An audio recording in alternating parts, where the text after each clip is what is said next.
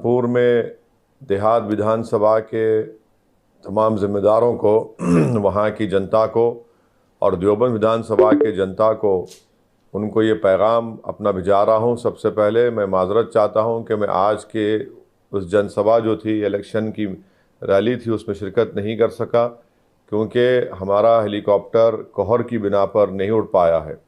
تو میں آپ سے وعدہ کر رہا ہوں کہ انشاءاللہ تعالی 11 تاریخ کو دوبارہ جن سبھا ہوگی، میں اس میں شرکت کروں گا۔ السلام علیکم سامعین، اس وقت ہم دو ویڈیو بیان پیش کر رہے ہیں۔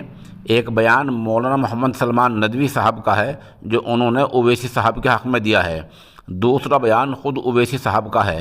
آپ دونوں بیان ملاحظہ کریں اور اپنی رائے بھی دیں۔ اِنَّا فَتَحْنَا لَكَ فَتْحًا مُبِينًا۔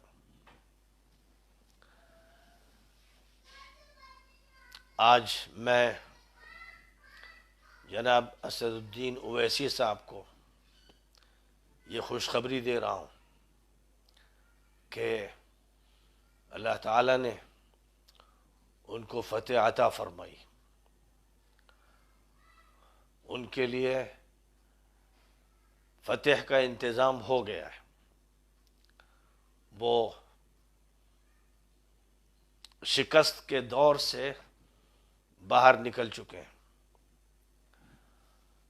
ان کے ساتھ جو حادثہ پیش آیا میرٹھ سے دلی کے لیے نکلتے ہوئے، جس طرح ہندو سینا کے 2 جوانوں نے انہیں گولیوں کا نشانہ بنایا،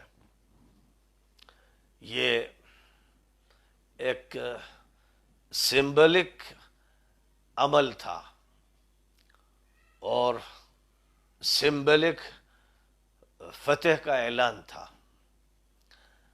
بہت سے واقعات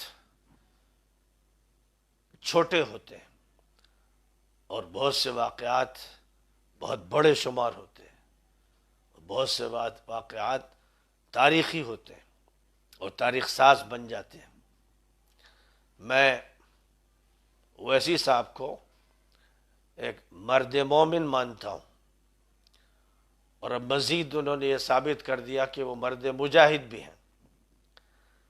مجھے مشن سے دلچسپی ہے، اویسی ہوں یا ان کی جگہ کوئی اور مسلم قائد ہو جس میں جرأت ہو، جس میں ہمت ہو، جس میں حوصلہ ہو، جس میں مقابلے کی طاقت ہو، جس میں اپنے موقف پر اصرار ہو، تو وہ قابل قبول ہے۔